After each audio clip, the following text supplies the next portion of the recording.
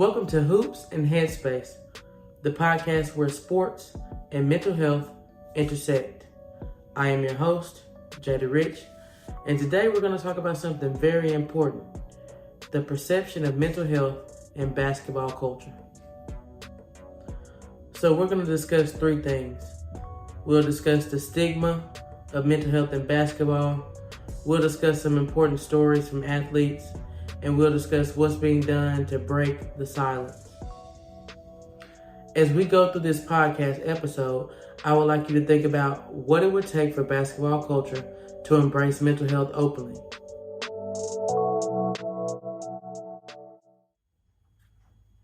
First, let's zoom out and discuss how basketball culture shapes mental health perceptions. Traditionally, in sports, mental health was seen as a weakness. Until the last decade, several players feared speaking out because they felt like it would damage their reputations or their careers. According to a 2021 study in the Journal of Athletic Psychology, they stated up to 35% of professional athletes experience symptoms of mental health disorders. And a sports psychologist named Dr. Alex Arbeck says, athletes face unique pressures, performance expectations, public scrutiny, and the constant demand to compete at an elite level. As fans, we often celebrate resilience. But does that celebration unintentionally silence the players that are struggling? Me personally, I've noticed fans, and myself included, expect superhuman mental strength from our favorite players.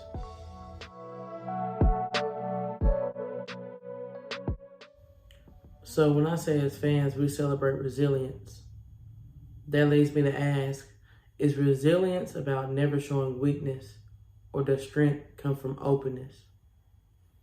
I mean, we say we celebrate resilience, but again, what does resilience really mean?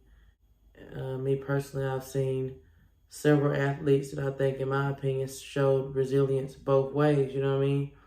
I think that I've seen athletes show resilience by never showing weakness, and I've seen them show resilience by being open and showing that strength comes from you expressing that you are human and that you do struggle. I have a few personal examples that I like to share of athletes that just personally hit home with me when they showed resilience. My first example is Isaiah Thomas. I'm a big Boston Celtics fan, so as we get to know each other, as we get through this podcast episode, other episodes, because I'm hoping you stick with me through it, you'll learn I really love the Celtics, so I'll use a lot of examples from them. But Isaiah Thomas, right, he was playing for the Celtics. While he was playing for the Celtics, his sister had a car accident. When she had the accident, unfortunately, she did not survive. The Celtics had a game that night, so, everybody was preparing for him not to play. The Celtics didn't just have a game. I mean, it was like, postseason play, very important games, and me as a fan, I was prepared for him not to play. The media was prepared for him not to play. So, that's just something that we all thought because of the significance of the situation, right? I mean, you know what I'm saying? I mean, this dude's sister passed away, right? So, that's just what we were prepared for. He then makes the announcement that he's going to play. And it's an emotional night from the jump. He shares a moment. He shares a special moment on the bench. Who did he share that with? Man, I'm looking at him in my face. Bradley. He shared a moment with Avery Bradley on the bench before the game. He didn't only play that game. I mean, he performed well. I think he had like over 30-some points. Fact check me, maybe like 30, 32, 33, some points that game. So, I mean, he came out there and despite all of what he had going on, he came out there and not only played, like he balled out. You know what I mean? He wrote rest in peace to his sister on his shoes before the game. It was just an emotional game. But like I said, he showed resilience. He never showed weakness in the manner of not being able to go out there and do your job. even speaking on that, like I said, I'm a big Boston fan. I've been watching Paul Pierce and KG podcast. And even with that idea of showing resilience, like that's what I mean by the basketball culture. The basketball culture helps shape these mental perceptions, whether it be in a positive light or a negative light. Like KG was on their podcast and he was talking about like that you need to go out there, you know what I'm saying, do your job. Like right now, somebody hot we talking about is Jimmy Butler, you know what I'm saying, and that's what they were speaking on. And, you know, his idea was, you know, you go out there, you do your job. It don't matter who you like, it don't matter who you don't like. You know what I'm saying? That's your profession. You go out there, you be professional, you get the job done. You ain't gotta like them, you ain't gotta love them. You know what I'm saying? You ain't gotta really enjoy it, you ain't gotta really love it. Just go out there and do your job. But at the same time, you know, that part I feel like is what makes that negative perception a lasting thing in sports. I think that's why we're not growing away from it, because so many people still have that mentality. Like, we get it, it's a business, we get it's a job, right? But these people are human too. You know what I mean? But also, you know, my example of somebody showing strength as far as being open and honest and vulnerable, Simone Biles, right? We all remember the Tokyo Olympics. When we had the Tokyo Olympics, she decided that she was going to step back, take a break for mental health. And I think that was her showing strength through openness, right? She just let everybody know, hey, right now I can't. You know, she was dealing with a lot of mental health things that were affecting her performance at the time. So, you know, she wanted to take that mental health break. Of course, you know, she knew when she took that break that everybody would have an opinion, whether it be a good opinion, a bad opinion. Luckily for her, though, I mean, she had like a good balance of both. You know, I feel like, you know, she had a lot of people, a lot of athletes come to her aid, a lot of them that praised her for having the strength to open up, and a lot of them followed suit and opened up about theirs. But on the back end, you know, you had several people upset and that felt like her decision was one that she shouldn't have made, or maybe she should have made it at the time she made it. I mean, you're talking Olympics, you're talking you represent the United States, you're talking about you represent the Black community. And we want you to go out here as fans, and we want you to go out here and perform. We don't need you taking mental health breaks right now when the Olympics is going on. So, you know, you have the opinion of people that are like, you know, this is the right decision. No matter what the timing is, if you need it, you need it. You have people on the other hand who completely disagree. But despite what side you were on, or whatever the case may be, she made her decision knowing people would have those opinions, knowing they voice them, knowing that she would have to deal with that social media scrutiny, that, you know, that media bashing that we all see, that sensationalism of their pain, their struggles. So despite her knowing all of that would be something she had to deal with, she was open, she was honest. She, you know, she did an interview with a podcast called Call Her Daddy. Not kidding. That's what it's called. But anyway, and she went on there speaking on how she wished she could have put it on an injury. You know what I'm saying? She wished she could have went out there and been like, hey, it was this, it was that. Because the most important thing that she hit me with in her interview, she said that because when she told them it was mental health, that was something that they couldn't see, that they couldn't grasp. So they didn't feel like it was real. And I was like, yo, that's the point. That's the thing. That sums up the whole reason why mental health is something that we kind of shy away from. It's something that people can't see. You can see a hurt leg, you can see a broken arm, you can see, you know, those type of things that you can see that players go through that you know, gives you the comfort as a fan to validate why they are not playing or not performing to the level we feel like they should. But the fact that she says it's something that you can't see. And that's where we all struggle. We can't see past them being athletes and look at the person and know that they can struggle mentally, you know. So I just think that both of these athletes show strength in different ways. Him pushing through despite what he had going on and not allowing the things that were bothering him mentally and emotionally to stop him from going out here and performing, and not only, like I said, playing, but doing extraordinarily well. While on the other hand, you have somebody that says, even though in this moment where I'm supposed to perform, where you're expecting me to get out here and do all these great things, I can't do that right now. I'm not in the right headspace to do it. I've been trying to do it in the wrong headspace, and it's not leading to the results that, my teammates need, that I need, and I need to step back. So I think both of them show that resilience in a different manner. So that leads me to say, is resilience about never showing weakness, or does strength come from openness? With that question, I think it's both. I think it can be both. I think it may depend on the person. I think it may depend on the situation. I think it may depend on the environment. Different factors may lead to what is quote unquote resilience at the time. Now, let's hear from the players that broke the silence.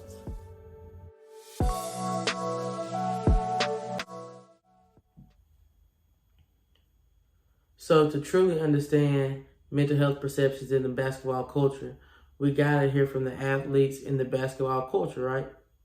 So we'll discuss a few stories that athletes have been bold enough to put out into the world, and some stories that they were grateful enough to give us that opportunity to see them as people.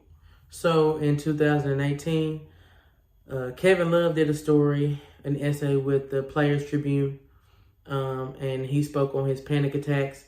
He was quoted saying, "I thought, why me? I'm supposed to have it all together, but that's not how mental health works." And also in 2018, DeRozan spoke out via a tweet, and he said, "This depression gets the best of me."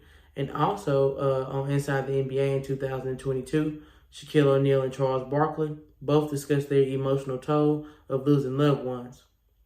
And Shaq was quoted saying, "People think we're superheroes, but sometimes we hurt too." These stories were very impactful. Love, his openness inspired the NBA to take mental health more seriously. The commissioner at the time, Adam Silver, publicly supported the conversation. You also had DeMar even, go further than just speaking out. He took action, and he partnered with mental health organizations to promote awareness, right? But, what I want to speak on is what Shaq said. When Shaq said, "People think we're superheroes, but sometimes we hurt too." Again, man, that's the best way to describe it. But like I said, you got to hear from the athletes, right? Again, we like to think we idolize and we sensationalize these people, and we act like they don't have the space to be human. You know what I'm saying? We treat them like, all we expect you to do, if you hoop, we expect you to hoop. We don't think about or care to think about the other stuff. You know what I mean? Like, we want to see LeBron, go out here and LeBron. We want to see Giannis, go out here and Giannis. You know what I'm saying? We don't care about the other stuff. You know what I mean? We expect you to get out here and play. And I think what Shaq said speaks volumes to that. We expect so much of these athletes, and we never take the time, bro, to just think like they human. You know what I mean?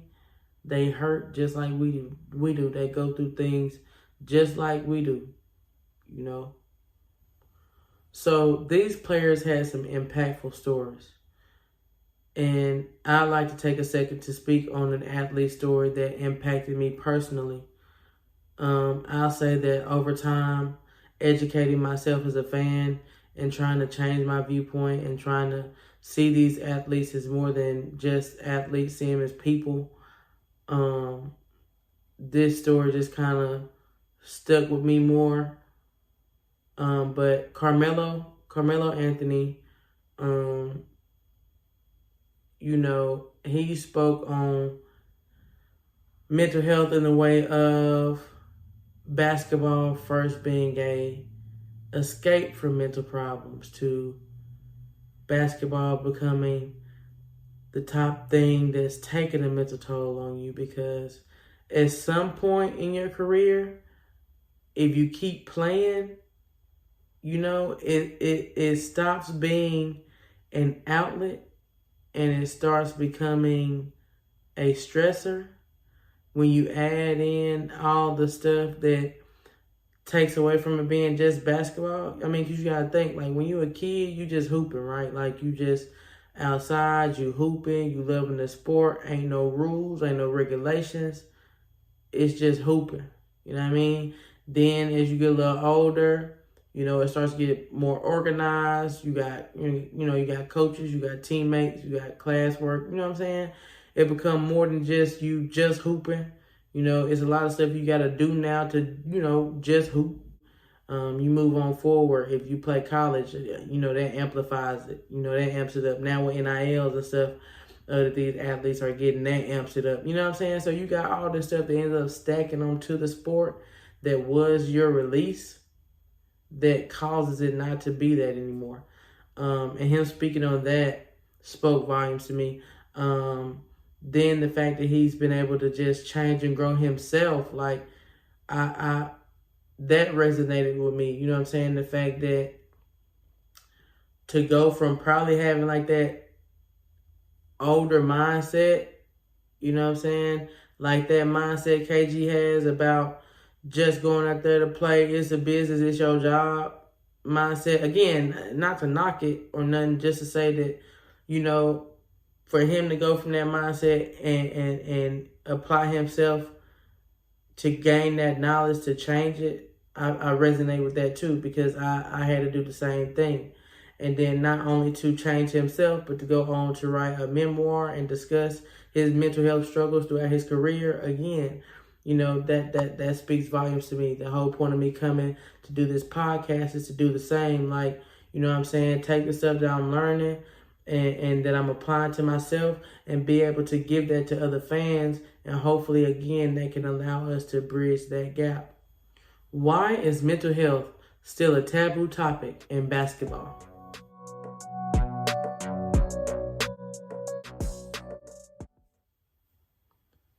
Despite growing awareness, there are still significant barriers that remain in addressing mental health and basketball culture.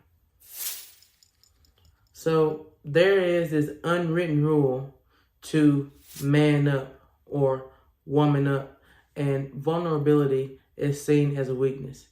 This cultural expectation in the basketball community is one of the things that is holding us back from growing.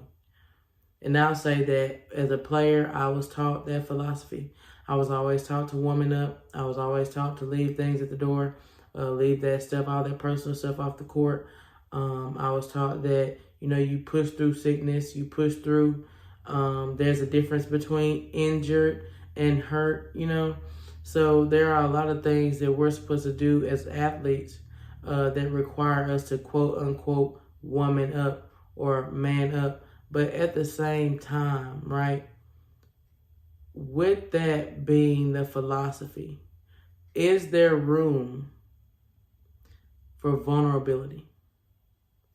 Is there room for an athlete to say, I know what you expected me. I didn't even know what I expected myself. But I can't right now.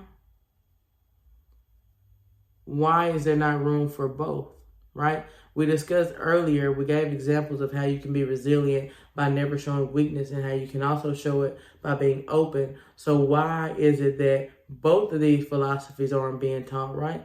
Why can't we teach that, yes, you are supposed to woman up, you are supposed to man up, but at the same time, when you can't, that is okay. The 24/7 news cycle amplifies scrutiny. You miss a shot, you have a bad game, everybody all over your back. You know what I mean? And we got several examples of the media bearing down and highlighting these situations where athletes don't live up to what we expect as fans or what we expect in the media. And we'll give an example of that. We'll discuss Ben Simmons. If you remember, Ben was playing for the 76ers, right? When he was playing for the 76ers, Ben decided he needed a mental health break. He took him a mental health break, right? And again, he immediately faced backlash from the media. And the media amplified the scrutiny, right? So with them picking up the story of Ben Simmons need to take a mental health break at a crucial time where he is having issues within the organization and, blase. He needs a sudden mental health break. So with the media kind of pushing that narrative, and there being some, other reason as to why Ben isn't playing, that it's not truly mental health. I read where there were people that were in the media world that were saying things like, if he goes to Brooklyn and, he all of a sudden has this epiphany and he's no longer dealing with these mental health issues, I'm going to feel like, he basically played us. He basically, wanted to get out of here and he used mental health to get out of here. I saw people say, that he was disrespecting or belittling or taking away from people who truly deal with mental health by using it as an excuse. But my thing is, I feel like as a media, you're disrespecting those people because Ben was one of those people at the time. And again, like Simone said, because it's an injury or something or an illness or whatever that you can't see with your own two eyes, it's not credible. Or because he's going through a situation that is stressful that can cause him to have some mental issues, he's lying. And I feel like if, again, the media has that platform, the media kind of sways our opinion, So I feel like if they would really get on board, man, and just like see them as people, take a second. Where were the people that was like, he might be telling the truth? It's okay that he's taking a break. Where were the media outlets that were pushing that narrative, just as hard as the other? A lot of young athletes struggle when it comes to economic and career factors because they fear speaking out about their mental health can lead to them jeopardizing their contracts or their endorsements. And that's sad. That's sad because, for one, mental health, again, shouldn't be a taboo topic. And it shouldn't be treated like something that you can't cope with. People treat it like the Black Plague. I mean, it's like, if you got mental illness, you can't function, you can't be successful, you can't prosper, and that's not true.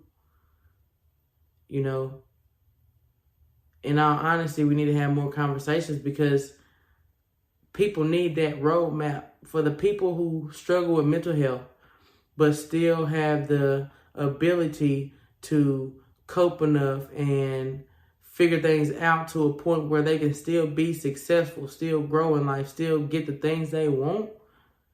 We need those people. We need those voices. We need those stories because people that struggle with the same thing and people that are, these young people who are trying to get to the same stage as them, they need that.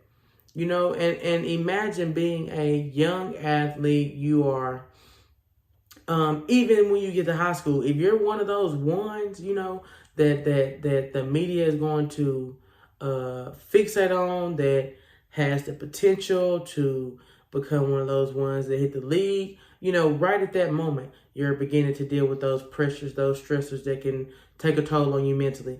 Right then, it turns from, like Melo said, it turns from just that game to where you can escape your problems to having all these problems that comes with it, and that's a big jump for these kids.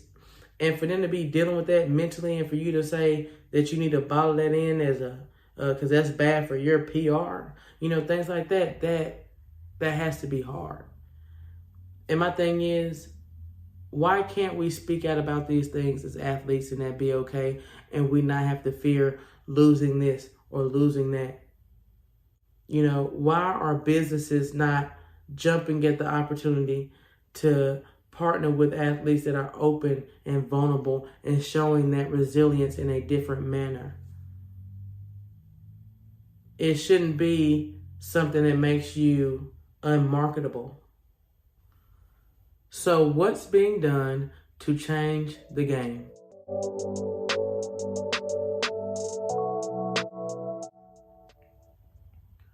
So we're going to discuss some solutions that have been implemented, some solutions that people done came up with, different organizations, different people and stuff, to help move us forward. We're going to also discuss our opinions about how we think these organizations can progress these solutions, the way they can make them better. First, we'll talk about the NBA initiative to make it mandatory for all teams to have a licensed mental health professional on staff. I think that is great. I think that's a good first step. I think that's a wonderful solution. Making sure that somebody is available to these athletes so they can speak to them openly, honestly, in confidence. I think a way that we can make that better is, let me rephrase it, because, I don't know. Maybe you could tell me. I'm not sure if the licensed professional, when they say there's a licensed professional on staff, like, I'm not sure if they're outsourcing for these therapists, what I'm saying? I don't know if, they're outsourcing to a company and, that's how they get the therapist. I don't know if, when they say a therapist on staff, like how you see everybody sitting on the bench, like that type on the staff, But for me personally, if it's that type of on staff, you didn't outsource for one, I think a way we can progress it, do that. Don't have a therapist that is straight up on your payroll. You know what I'm saying? If you're the Celtics, I don't think you should have a therapist who is getting a check from the Celtics directly. You know what I'm saying? I don't think it should be they went out and hired a therapist personally. You know what I mean? They did interviews for however they go about it to get one therapist on their payroll. I don't think we should go about it that way. Just because, I don't know, I see that being a conflict of interest for me. It give me y'all working in cahoots or something, you know what I'm saying? If I'm really thinking about it, I don't like that because I'm not going to trust you. I'm sorry. You can say this is confidential all you want to, but all I'm thinking about is the fact that my boss is your boss and the boss that signs my check signs your check, and I can't help but feel this isn't going to stay between me and you. I wouldn't be able to trust the confidentiality of that. A part of me would feel as soon as I walk up out your office and get to the locker room, I'm going to have 13 people ask me, oh my God, are you okay? Do you need something? Do you want to talk? You think you're going to be all right for the game?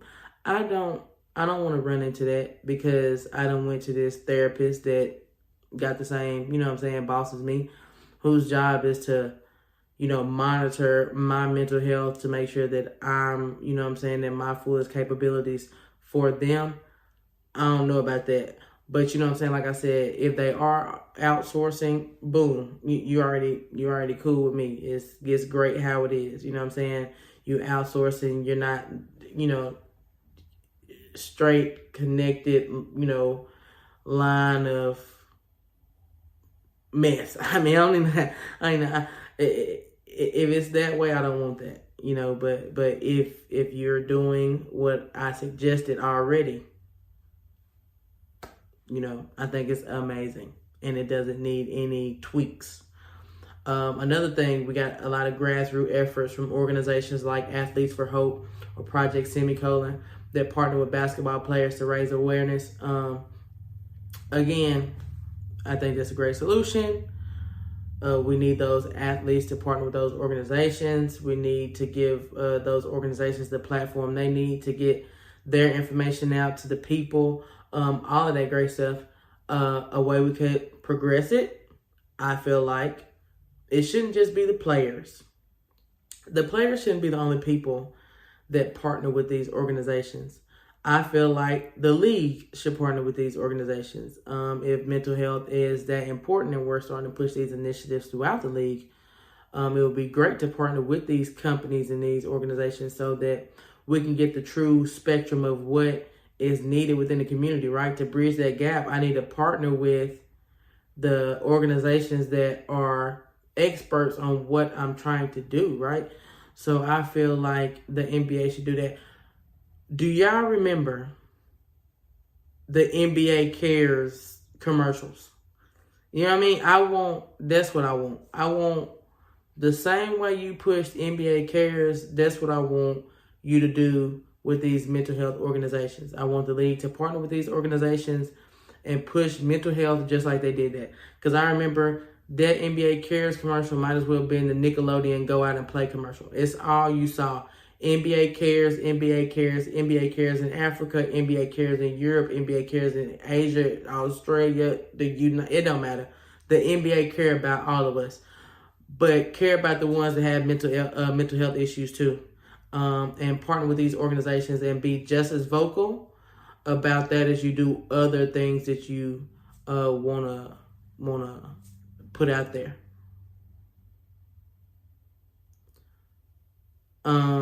Another thing, the social media advocacy, whether that's podcasts, whether that is, athletes being able to go on things like Instagram, Twitter, go on things like TikTok and access the fans directly and share their mental health stories with fans in a more personal, direct manner. I think that's great. I think a way we can progress this, right? Let's make it like unfiltered conversations. When it comes to social media, allow us to discuss these things openly, uncensored, unfiltered, and just raw. You know what I mean? It's a raw, touchy subject, right? Not to say that it's not.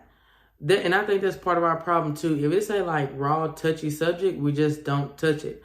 And it's still going to remain an issue if we don't face it.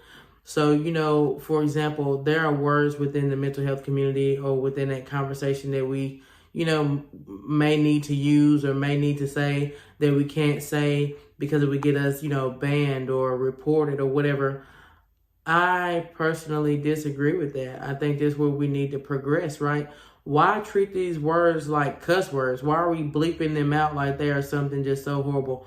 Why are we, reporting people and getting things took down because we're having the conversations that we need to have?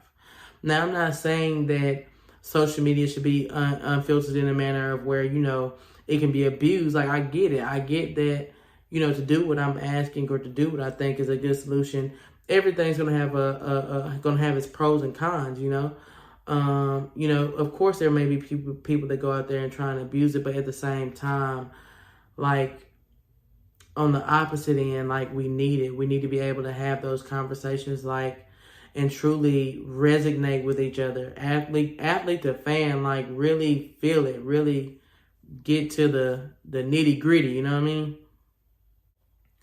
And lastly, we'll talk about some youth programs, right? We got nonprofits such as Shoot for Mental Health that target young players and teach them coping skills and the importance of mental well-being. I think that's amazing. Way we progress it, again, league, the people with the platforms, the social media outlets with the platforms, partner with these organizations. help them spread the word, help them push what they need to push to the people to help us all bridge the gap. That would be great. So where do we go from here?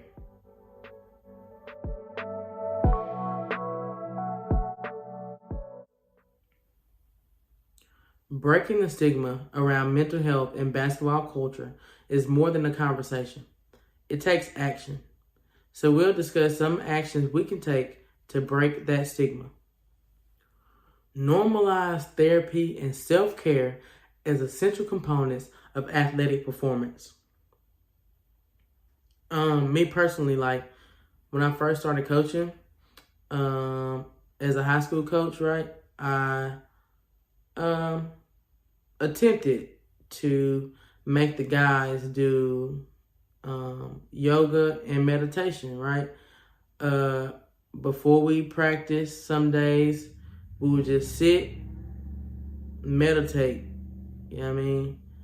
At first, they thought it was like crazy. You know what I'm saying? It's like, Rich, I'm not doing that. I'm not doing no yoga. I'm not meditating.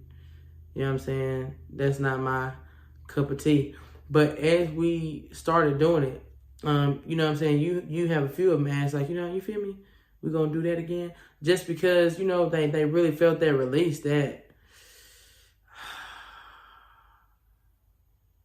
that feeling, you know what I'm saying? And I'm sure for them, it's a feeling like they need it. You know what I'm saying? Like, because again, for this sport to be changing into something that isn't just hooping anymore for them, it feels good to know what it's like to just relax again. You know what I mean? But things like that need to be normalized. They don't need to be something that is frowned upon or something that a lot of coaches don't do. You know what I'm saying? We need to normalize self-care and let these athletes know we see them as people. The athletes can continue to tell their stories, and we can continue to encourage them because their vulnerability fosters connection and change.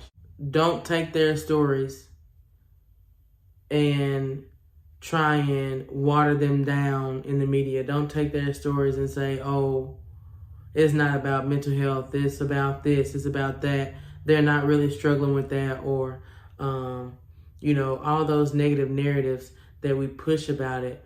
We need to stop that. Every time an athlete has the courage to speak out and be open, we need to support that. And lastly, us fans need to get educated. The fact that you've sat here to the point of hearing me say that we need to get educated, like, hey, that's 2 thumbs up to you. Give me some snap, you know what I'm saying? Celebrate yourself for that, because you took the time and the opportunity to try and grow yourself and educate yourself as a fan and bridge that gap and break that stigma. So again, reach out to other fans and just educate them on that mental toll of elite competition, and help reduce that harsh judgment that we all have on these athletes. Mental health isn't a weakness. It's a part of being human. And the conversation doesn't stop here. Think about how you can contribute to creating a culture where everyone feels safe to open up on and off the court. And let's keep the conversation going. Subscribe, like, share. Definitely make sure you comment using hashtag hoops and Headspace. And let's continue to talk about how we're going to take action and break the stigma. Thank you for joining, and we'll see you next time on the podcast where sports and mental health intersect.